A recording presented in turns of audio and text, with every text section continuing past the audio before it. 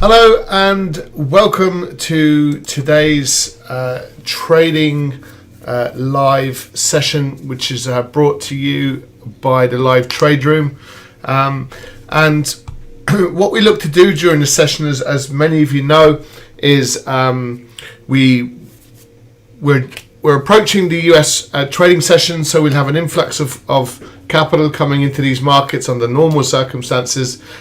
We've already got our trade plan together, so we'll discuss that with you. We'll look at the market fundamentals and then we'll look to see if we can execute trades. So without further ado then, if we can start just with our risk warning, please take a brief moment to familiarize yourself with our risk warning currently up on screen. I'm just looking at a few of these trades off screen. We've also got our Squawk service as well.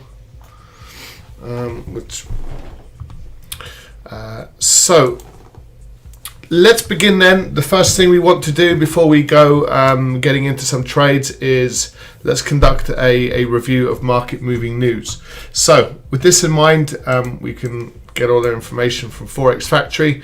Today's obviously Wednesday the 9th of June. So we do have some interesting news events today. We had a Chinese CPI figure which came in less than expected. We're expecting about 1.6% in terms of consumer price index. It came in below that level. What it's likely to do is, and while we're talking about inflation, we've seen the US Treasury note actually take quite a significant dip to the downside. Now the concern was there was a lack of demand for bonds, so we saw the bond yield tick higher, and now we have the Treasury, effectively doing a great job in terms of suppressing that bond yield. The demand seems to be coming back in. Markets, as you can see, even the bond yield has been moving sideways for quite some time now, since March. So there is an easing in market conditions. There's probably a distinct lack of kind of fundamental drivers now at this stage, but bond yields are ticking lower. We do actually have a bond yield auction today. We have the 10-year today at 6 o'clock, and tomorrow there's the 30-year bond auction. And we'll be able to see what the demand for the US government bonds. We'll be able to see the demand and also the interest rate.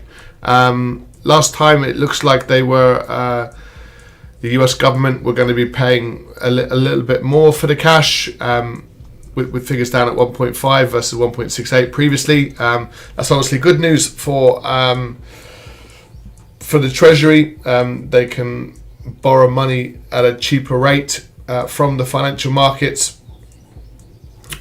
What does it mean for investors? It means that they're willing to settle for very, very low rates of return in these markets, bearing in mind we're in a low interest, very accommodative monetary policy and fiscal policy currently. So we'll see what the interest rate is. We'll see obviously what the demand for the 10-year is. So if you do see some volatility around 6 p.m, that's probably likely to be the case. This afternoon, we do have the BOC, their last rate statement and interest rate decisions. They kept rates stable. There was no movement in rates, but there was a 25% decrease in their bond buying program. So they've already begun to start to taper their bond buying. So just turning the taps off just a little bit. We'll now see today if there is further tapering. We'll see if that's the case, and we'll have a look at the dollar CAD now in just a moment. So we've got that at 3 p.m. today, an event to be mindful of. And anyone trading crude oil inventories, we're expecting another minus number, which is likely to be supportive of the price of oil. So we are seeing oil, hang around that $70 level. So we're expecting another negative figure and if we get a crude oil inventory number in and around this minus 3 million barrel level, you would anticipate really for that to be the oil markets to react positively to that number. But as you can see, the deviation on the previous week was we're expecting minus 1 million barrels in the inventory, and we saw minus 5 million. So obviously a big uptick there, which only managed to support the price of crude oil. Okay, tomorrow, just to let you know, we do have a major news event with the ECB, so it's going to be interesting for us to see if we will have any particular sort of price action move in the build up to that particular news event. So we shall see. Okay, so now let's just see what opportunities we have for you today. So we'll get up our charts and we'll go through our trade plan initially. So these are the markets that that we're interested in, and we certainly plan for some moves. A few of our traders are, I suppose, a little bit frustrated with these markets, and it's perfectly understandable that that's the case. You know, some of these markets are doing nothing but kind of moving in a prolonged sideways pattern. This is the Aussie dollar. We've been in a very significant uptrend for quite some time, and normally after you get these moves, you do get periods of consolidation. Sorry, yeah, I wonder why this wasn't working properly. So there we go. Okay, so that's a cleaner look of these markets, and what we're seeing is the vast majority of price action is pretty much in this little sideways range. Now the Aussie dollar has been in this range since April, and we're getting a little move to the upside, which ultimately reverses, same to the downside, and we're currently in the middle of consolidation. So, and we are with a number of these markets as well. We're kind of in a similar situation. So as a result, there's things that we can do. If we identify trades, we can slightly, because of the market conditions, we can just reduce down our exposure. So if you take, normally take a 2% risk trade on a market, you might look to take 1%, or if you take 1%, you might take, 0.5 or 0.7 of a percent of your capital in a trade. So you're not changing your trading strategy. You're just controlling the risk to a much heightened extent, which in these market conditions is not a bad idea and worth considering. The other sort of thing you can do is to work with slightly larger stop losses. So the amount of capital you're committing to a trade remains the same, but you can actually extend the stop loss. You can use different technical levels to get into these markets. So that's what we're experiencing. What we'll do is we'll have a quick just review of each market. I guess it'll do absolutely no harm whatsoever. Most of the price action in the euro dollar is very much in this sideways moving pattern, as you can see across most of these markets. Now the euro is finding a little bit of strength today, so we'll see if we can break these highs just up here, and often like a little bit of patience in these markets is required. So you're getting these quite tight ranges.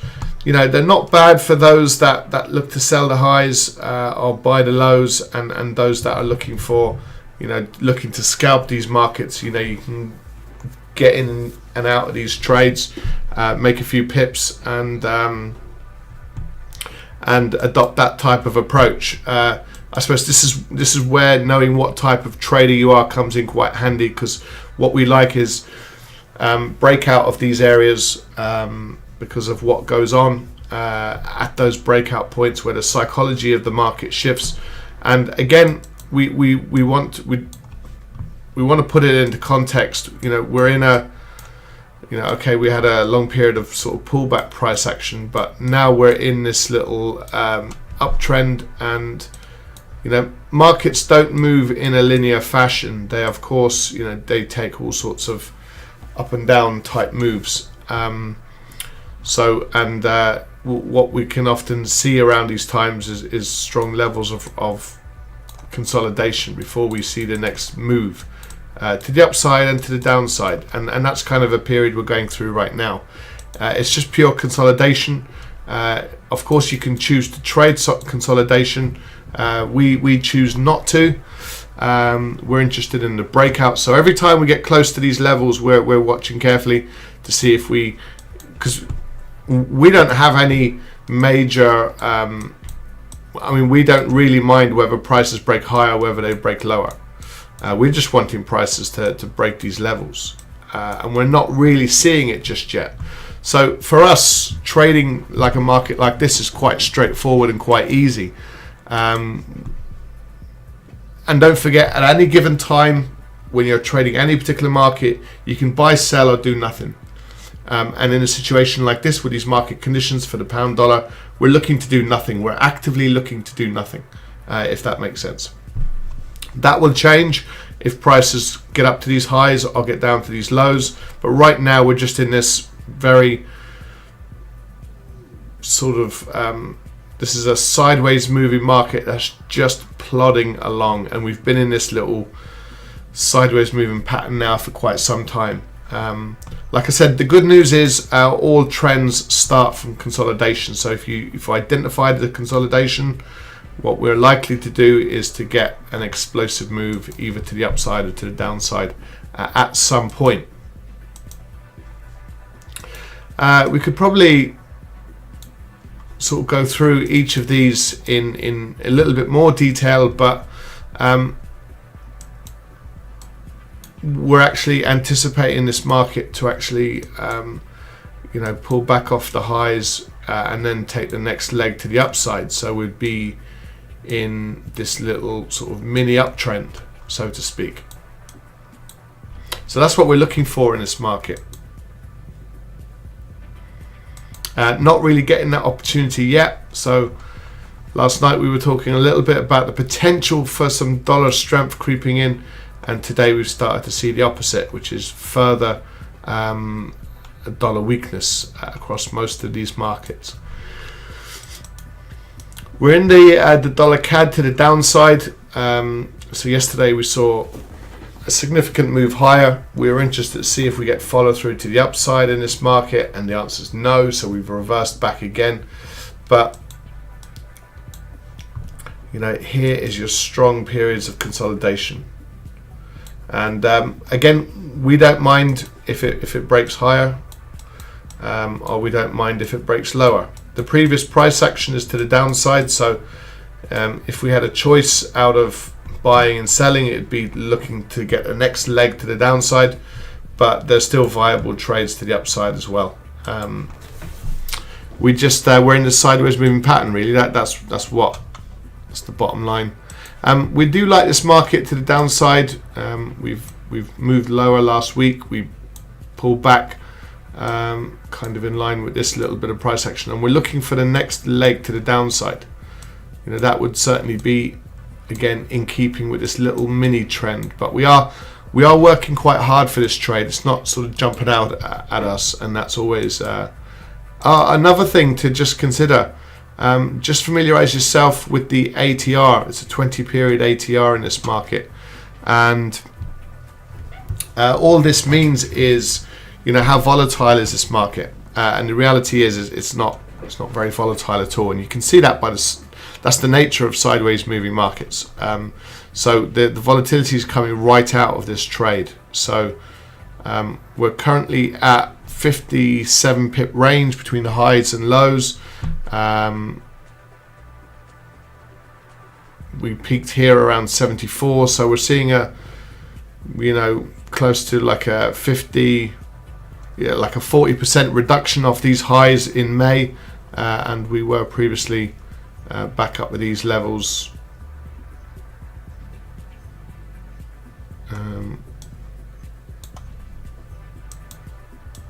So you can see, we're below these previous lows. So the highs are up here. We're somewhere in and around, 93. So we're currently sort of 50% off the more volatile markets in markets like the Aussie dollar. So we're seeing this little rollover price action to the downside, and it looks like it's going to head further lower. So we do have this volatility issue as well. You know, we're traders, we do look for volatility, and we're just not seeing it. So there's no magic fix to this market. It's really more of a case of being patient, and if you get into the trades, get into them, but you know, take care with the trades. These are not explosive markets where you can have a range of 50-60 pips, and you might be anticipating seeing a 100 pip return, because the odds are stacked against you being able to see a return like that. So sideways moving pattern, we need to see the move, see when that kicks in. It's just not yet. So we do like this market, the euro pound to the downside. It's just sort of holding up at these lows just in here.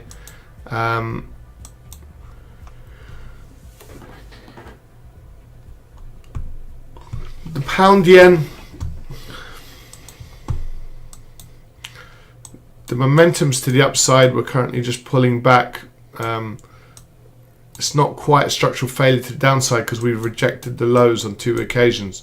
So our bias is still to the upside for now, but that could change pretty quickly with this pound yen. The euro yen, we're in this market to the upside. It's just like a pullback off the highs. Basically, that's what we're looking at. Create a bit of indecision there 3 days ago, and now we're looking for the next leg to the upside. So let's just see if we do get that move. So we're still looking for opportunities where we're kind of cherry picking certain opportunities more so than others, perhaps. The recent price actions to the upside, so we're looking for that next leg higher. Not quite getting the follow through which we would expect, but we're not that surprised because the lack of volatility in some of these markets is significant. So we've made sure we put our stop loss in, and we are looking for further upside in the euro yen. Gold market, last night we spent an awful lot of time talking about dollar strength, and if the dollar strengthens, we're likely to get perhaps another leg downside. That's what we're preparing for, around that 1880 level. So there's quite a few opportunities, but I suppose as well the title of this particular video is about, you know, your trade plan. Do you have a trade plan? If so, you know, look to try and execute it, because it's so easy to start saying, oh, a market is reversing now, maybe I'll jump in the opposite direction. It's quite an easy thing to do. We've got crude oil inventories today. Even yesterday we had a wild swing to the downside, really strong reversal in the end, and today we're seeing a little bit of continuation, but we've got crude oil inventories later on, which is likely to have an impact. So if you get into crude oil, you know, perhaps consider after crude oil inventory number today. So this is an interesting market because on a 15-minute time frame we are, and I'm just conscious we're now at the top of the hour, so we've just closed out just above this high. So that's quite an interesting move for us. We're talking about the 42.35. We've got all-time highs just at these levels here. So, and what they are strong levels of resistance. So we are pushing higher. We're probably looking to buy above the all-time highs if prices can get up that level. And the last thing you want to do is get in at 42.35 and get a reversal at 42.40 and see prices bounce off the highs. So we're just avoiding that bit of silly price action up at these highs, because strong level of resistance in at these levels, as you can see. You know, that's That's a strong period of consolidation. Actually, same thing to the downside. You know, you've got a strong level here. So this is your floor and ceiling, or your resistance to the upside and your support levels. So breakout above that is a no-brainer, probably buy trade. And if we get a rollover, then you'd probably worth getting into it around the 42.10. So you'd want to give it a little bit of space, and you can use the opposite side as well as a stop loss. So that's the S&P. The Nasdaq, it's certainly threatening to push higher, as you can see on the daily time frame, where yesterday's indecision would just seem to be powering on for now to the upside. The Dow Jones, there's 2 weeks of just this market just pretty much moving sideways. You could probably extend that out. Most of this move has been inside this little zone, so very little for us trend traders to work with. We need momentum and follow through, and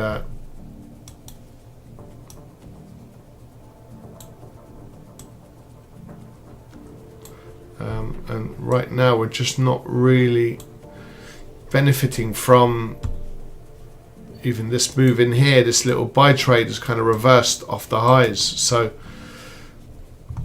the opportunities are not as high quality, and we keep referring to trading as being able to assess probability. Is it a high, medium or low probability trade? They're all viable trading opportunities, but what we try to teach traders how to do is to identify just high probability trades. Trades that tick more of the boxes. Trades, when you go through your analysis, end up a little bit like this. You might have one or two areas which are a little bit of a concern, and what you derive at is a buy trade to the upside, or a sell trade, whatever the case may be. So these are your high probability trades, as opposed to another market which would be, yeah, there's a couple of good items, but all of a sudden, it's a bearish candlestick, and you're looking for a buying opportunity. Maybe structural failure to the downside. Maybe it's below 15 period moving average. Whatever the case may be, all of a sudden you do your analysis and say there's some really good aspects to the trade. There's some not so good. Maybe I'll take a small buy trade. And we'll probably work with a slightly larger stop loss. So this is us making sure that we don't change our principles in terms of how we trade the markets. But what we can do is we can take action against sideways moving markets. So making sure we always control the exposure in a trade, and we can control like where we place our stop losses and things like that. So we can take those decision-making skills, and they're in our own hands. They're things that we can do something about. Okay, far too often traders, and we've had just a few of our traders over the last week or so as well, talk about frustration in markets, and unfortunately frustration doesn't really help traders an awful lot. And what they mean is they get into trades for reasons perhaps that they perhaps misjudged and things like that. So and the thing is as well, if you trade trend, you're looking for breakouts, and what do we see with an awful lot of markets? False breakout trades. So it's where markets break below a certain level and then reverse back above it. So these are just occupational hazards. These are things that you can't trade markets without taking losses. You're going to take a certain percentage of losses. It's about the management of your trading and your risk management as well are far more important. So the last market I just wanted to have a look at really, which was we're seeing the FTSE and the DAX just roll over to the downside, we're seeing a mildly positive US stock market. If I look at the daily time frame here, we're very close to these highs, but again, we're in these long periods of consolidation, so that's where your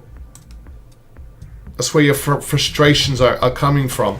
But the markets are not giving us the high quality trades that we normally look for. So under circumstances like that, you can just be a little bit more patient. Just finishing off with the Nikkei and the Bitcoin. Or should I say just Bitcoin? There's a selling opportunity here, which we discussed last night, below the 28,900, let's say, with a very technical stop loss at this level. So we've got a double low in here. We can place a stop loss just above that level. But let me explain what's going on. We've had this market, take big moves to the downside, and recently we've had a very strong pullback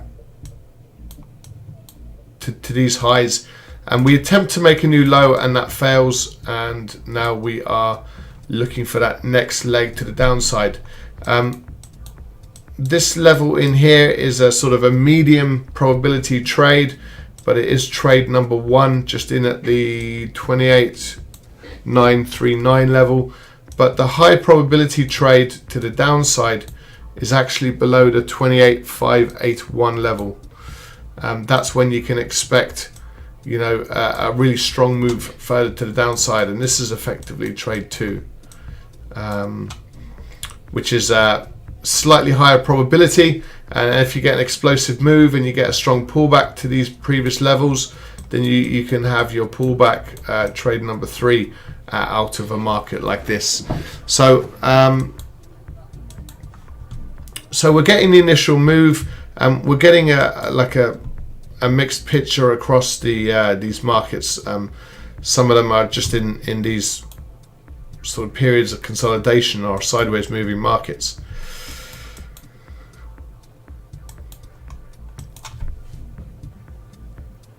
Even the S&P, although it is grinding higher ever so slowly, the market conditions are still sideways. So we've got crude oil inventories now in a couple of hours. So let's go through then our trade plan basically. So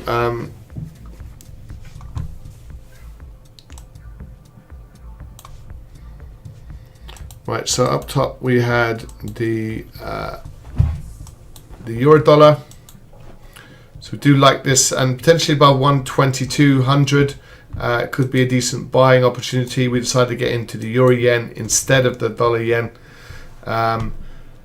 The yen is mildly stronger, so that puts the euro dollar to the upside back on the table. So we can keep an eye out for that 122.00 level.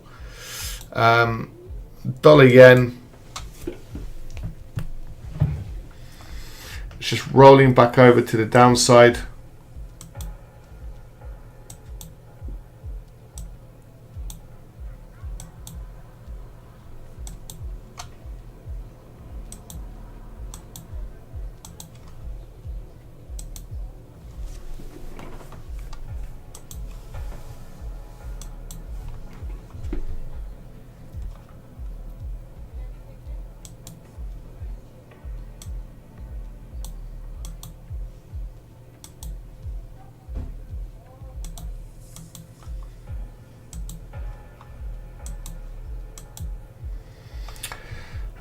We've got so we're in the euro yen to the upside. We're looking to just get in above these 2-day highs, the 133.38. We're just reversing or pulling back really just below that level, but we do anticipate this market to continue to the upside. So let's see. So it's the 133.38. So let me just amend this level.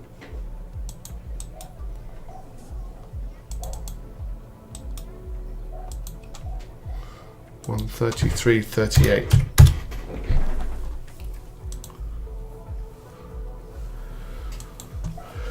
So dollar CAD, we like this to the downside, so hopefully we'll get some follow through further to the downside in the dollar CAD. We do want the Nikkei in there.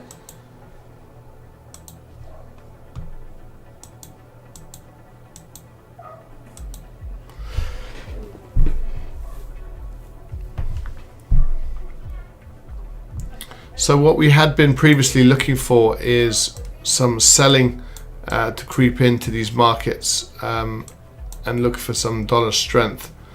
But that looks like we're not going to get those opportunities today. Anyway, we might get them tomorrow, but today they're looking like they're moving in the opposite direction to what we planned for, and that's really, I suppose, it's not a bad opportunity to experience sideways moving markets, because what you can do is you can really work on planning those trades.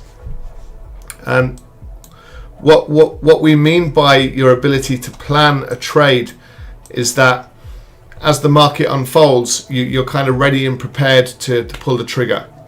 So you'll identify 1, 2, 3, 4 different types of markets, and you will prepare yourself accordingly for those moves.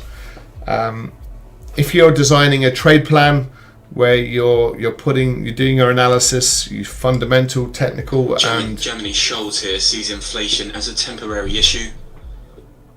Okay, all these central banks keep talking about inflation as a very temporary issue. So, to be fair, the market is fully behind them as things currently stand. It just doesn't make that much sense, really, for inflation to not become an issue. But they're clearly looking at figures that people are not experiencing. But we'll see. We'll see if how long the market continues to believe the central banks on that.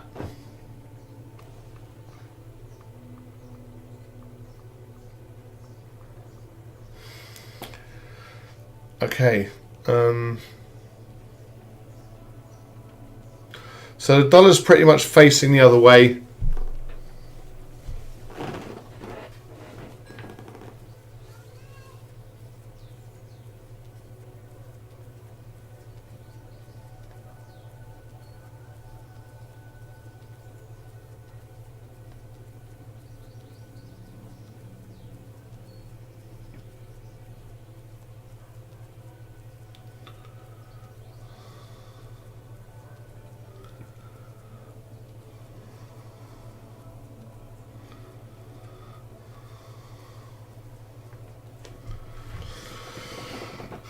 Okay.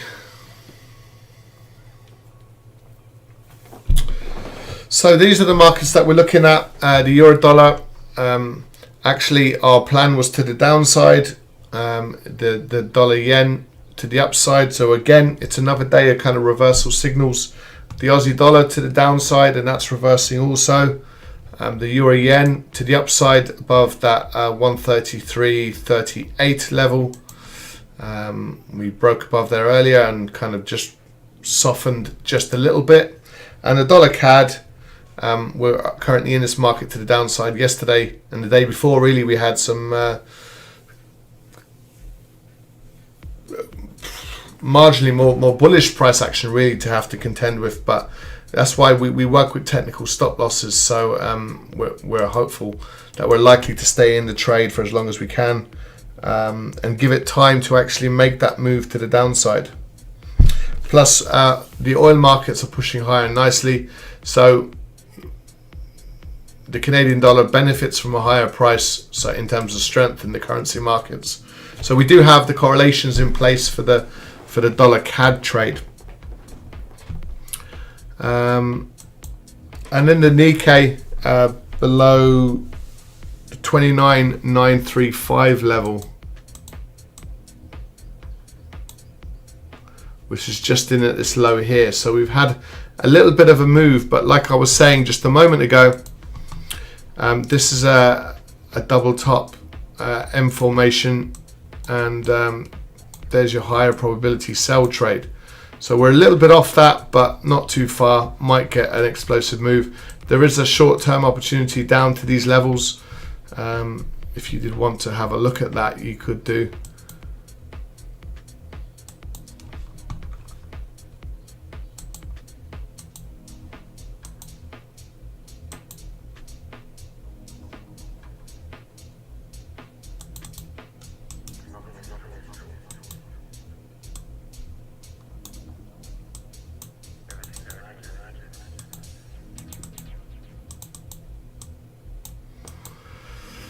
Okay, so we've got the dollar moving in the opposite direction than expected. We're wondering what sort of trading session we're going to have. We don't have any further news until I think it's 3 p.m. today. That's the next news event for anyone trading the Canadian dollar. So we are in the dollar CAD to the downside. So the price action in the build up to that event is lower, and we'll see if there's further tapering.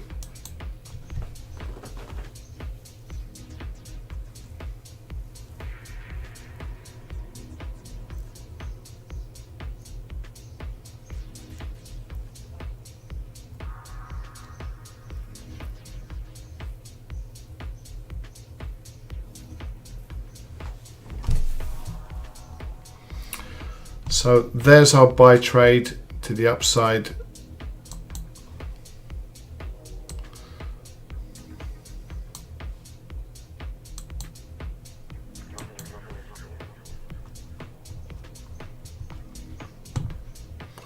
We're looking for the dollar yen to the upside.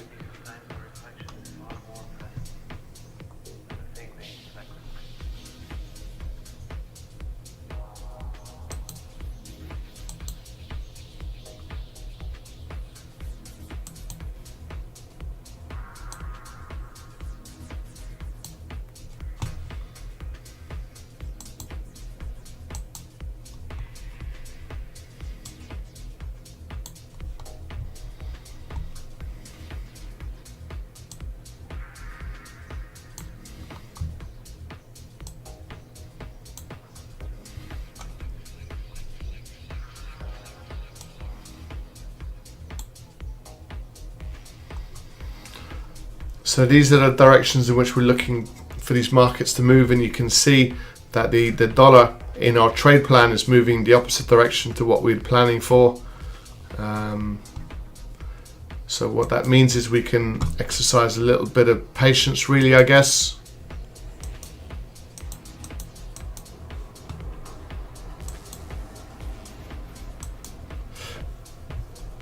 We can be a little bit patient.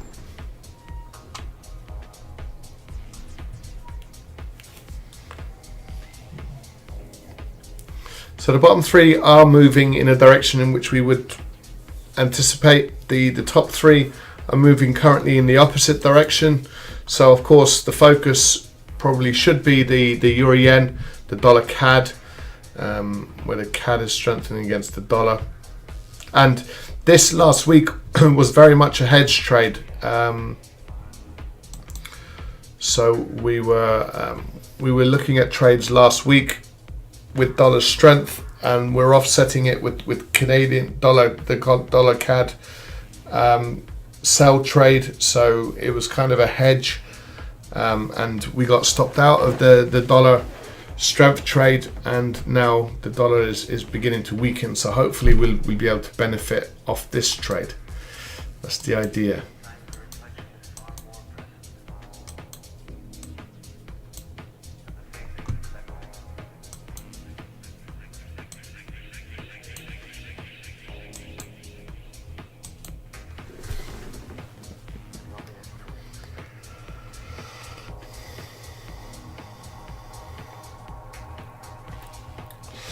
Even from the price action up on the screen, you can see the amount of consolidation that's in these markets. You can see all this price action really over the last number of days. Some of these are quite tight ranges, as you can see. You can probably go much further out there. So we are trading, I suppose you could argue, out of consolidation, but ultimately patience is what's gonna prevail. And markets go through these phases all the time, so it's just a case of taking that into account when you trade markets. Like we keep alluding to, it's quite important to be able to mitigate risk once you get into a trade, work with bigger stop losses, reduce down your trade size. All of these, which are very they don't require you to change your strategy. We have traders that go from swing trading to scalping, and they're different approaches. So for us, be a swing trader or be a scalper, because you're not always going to get optimum trading conditions for your style. So there's going to be periods where you're going to need to be patient. So that's why consistency in your approach in terms of what type of trader you are and what you look for to get into a trade, consistency in your approach, discipline with your capital, be disciplined at all times. Free-flowing, explosive markets, you can get away without being a little bit disciplined, but definitely markets like this, you require more discipline, where you really need to focus on your risk management approach and your ability to manage trades as well. So they take a much stronger focus. You can imagine if you have a trading account and you burn 70-80% of the capital in that trading account, it's very, very difficult to come back from. If you, during periods like this, if you take a 10, 15, 20% hit in your capital, it's never good. It's not what we set out to do, but it happens from time to time. So taking a more achievable drawdown, where you can, you have enough capital to obviously trade yourself out of it. But once you start hitting that 70-80% mark, it's very, very challenging and difficult to be able to get anywhere. So on screen is our trade plan. Is what we're looking to do. We're not really getting hugely cooperative markets. There's a little bit of an opportunity in a Nikkei to the downside. There's an opportunity perhaps with the euro yen to the upside. Hiya Chris, good afternoon. Doesn't it make sense to trend trade on lower time frame when in ranging markets, i.e. 30 minutes?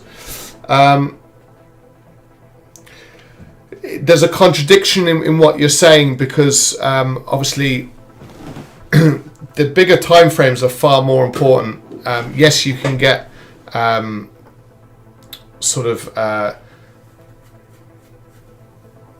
intraday trends. You are right to a certain degree. You can trade that intraday trend,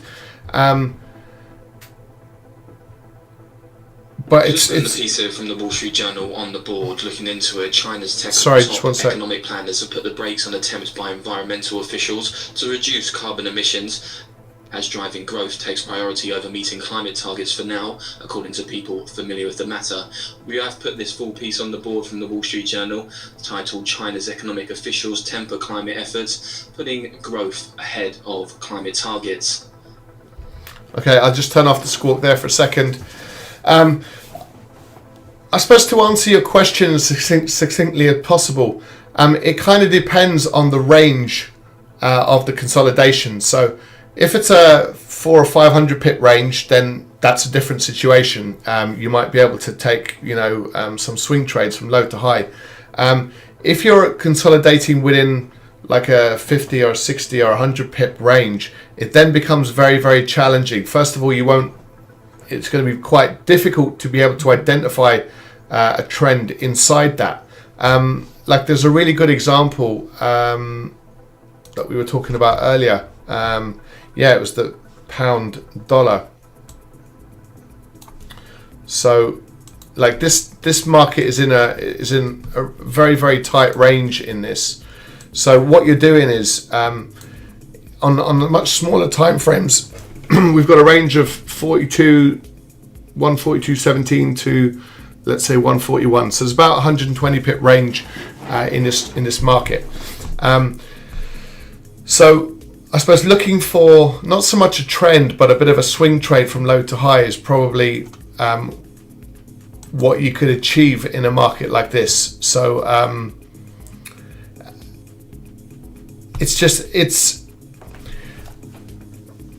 we always talk about traders, being mindful about what type of trader you are. So there's nothing wrong with trading smaller time frames. You're competing against more of your trading bots and things like that, your automated trading systems. And the problem with those is they can execute trades a lot quicker than perhaps you or I can. So the smaller you go down, the more volatility you're going to experience. So what we have sort of begun to develop over the years is being relatively patient during this period, but actually look to get quite aggressive with the breakout of these levels, because these are levels of resistance and support. The psychology completely shifts. If you can imagine, this market has been in an uptrend for quite some time. They always go through periods of consolidation, which is what we're experiencing, and then we either continue the trend to the upside, and there is your very significant buying opportunities. But equally to the downside, you have resistance down, support levels down at these levels. And what happens within consolidation is that all of these buyers, they become very, very nervous if price breaks below that 141 level. And all the sellers become very, very nervous above 142.17. So what they can often do is behave in a very erratic manner and look to, because they're dealing with the psychology of the market now, the fear and anxiety. Oh my God, if we break this level of support, we're likely to get a flush to the downside. So what do? They take profit at these levels and they add more momentum to the downside. So there's a psychological shift at these areas, and that's what breakout traders look for. Plus, all trends start with consolidation. So once you get the consolidation, this market might go into a bear market below this level, or continue its bull market above that high. So so that over the years is what we've sort of fine-tuned to develop as higher probability trades. What you're suggesting, Chris, absolutely exists. You can identify these smaller time frames. You're competing against more volatility. And we like to get a lot of our leads and cues from the bigger time frame. So we do multi-time frame analysis. We don't just focus on one particular time frame. So you'll often see us, we look at even the monthly. We do analysis every month to see where we're at with these monthly markets. So you can go down to the daily, the 4 hour, the 1 hour, and the 15. And occasionally we can go into the 5-minute charts, but we very rarely need to do that. And that's where you'll find a lot of your sort of mini trends. This is quite a good example. If you apply this logic to, you're in this nice little mini trend to the downside. You probably have to trade it. Might be some selling opportunities up at these levels, perhaps, or you get your breakout trade to the downside, but you'd have to put up with a significant pullback on each occasion. So you do absolutely get these sort of mini little trends, and you can trade them accordingly. It's just what we prefer to do is to trade the direction of the normally the daily time frame. So for example, if this is bullish, we're not looking for sell trades. If it's a selling candlestick, we can probably look for sell trades at that point. So it's horses for courses, I'm afraid, really. But you're not wrong in what you're saying. It's kind of not what we regard as high probability trades. So we want to have a multi-time frame analysis. And of course, you can often have a completely different image of these markets if you're concentrating on the lower time frames. We do it the other way around, where we focus on the higher time frames and we narrow down accordingly, if that makes sense. I hope it does, because it's a very good question. We get asked that quite a lot. Why don't you just trade the smaller time frames and trade those trends? It's because our approach, we start with the higher time frame, normally the daily time frame, and we work down from there. And we create our trade plan on the daily time frame and everything. So we're just not really getting the market conditions that we like to trade, with a few little false breakout trades in there as well, just to annoy us even further. But if we can be patient, then we should be, because we can certainly be a lot more aggressive with the breakout opportunities. So yeah, I hope that makes sense. So we've just got a distinct lack of volatility in today's markets. We've been experiencing a little bit of that recently. So we're not ultimately shocked and surprised by that. There's a selling opportunity in the Nikkei. And if we break these highs and we start pushing higher in the euro yen to the upside, the euro is marginally stronger than most of these other currencies at the moment. So we're kind of clutching at straws just a little bit. There's always what we find is if you focus too hard and if you're needing to really work hard on the trade, it's probably not a decent opportunity.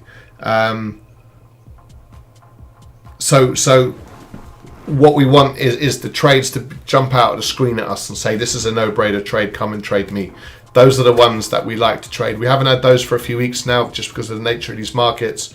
And we get these sort of random markets which just fly off, and we're getting these outliers in certain markets. We're not too concerned about those either. It's like the correlation across these markets. Where is the capital going? Right now, it's not easy for us to see where anything's going.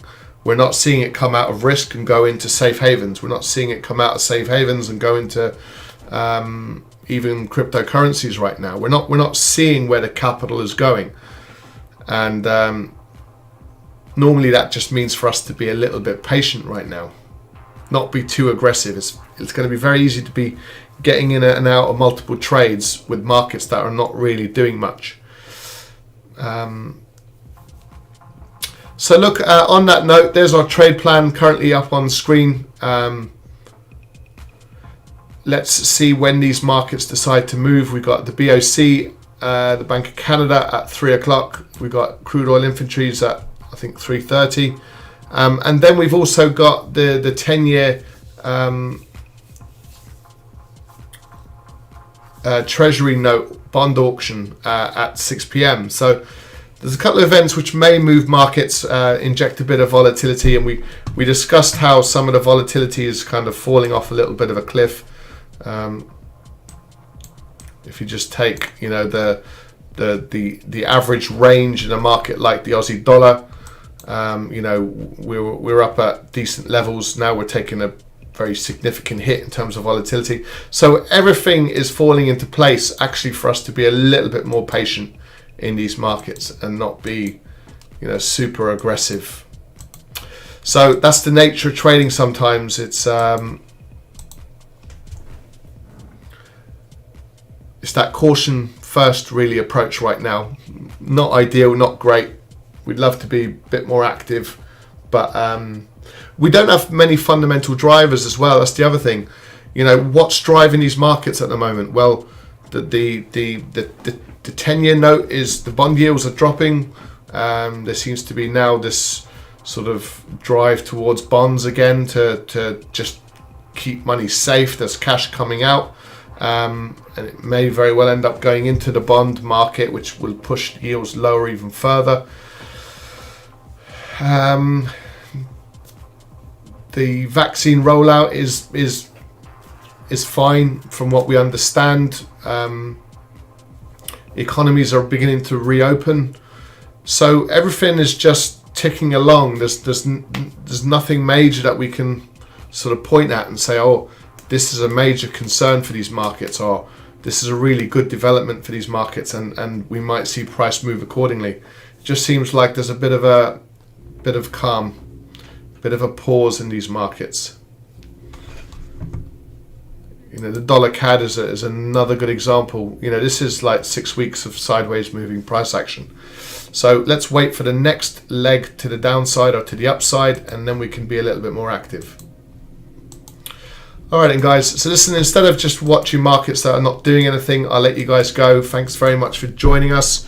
If there's any further questions, feel free to post them, but give us a thumbs up, subscribe to our channel. We've got a lot of content coming online pretty soon, again, for you guys. So you'll be notified when we put that out, and we'll let you know when we're live as well. And you know, like the title of this, you know, plan your trades. You know, decide what markets you're looking to trade, what direction you're looking to trade them, what prices you're looking to get into. That's what our evening live trade plans are all about. So when we hit our trading desk, we know exactly which markets to go to. We know exactly what direction we're looking to trade these markets in. And then it's a case of, can you stick to your trade plan? Or are you going to start going off-piste and start doing the opposite of what you planned for? We generally avoid doing that as well.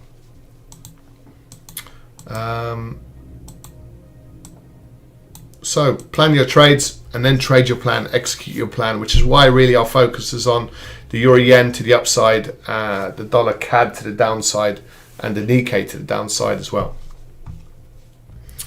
Okay, good stuff. So listen, on that note, guys, thanks so much. For more information, just go to our website there, the live trade room, and you can contact us as well through our chat function on our website if you need more information. And we'll look forward to we'll be back again tomorrow at 12:30. So from everyone here at the live trade room, take care, and we'll speak to you soon. Bye for now.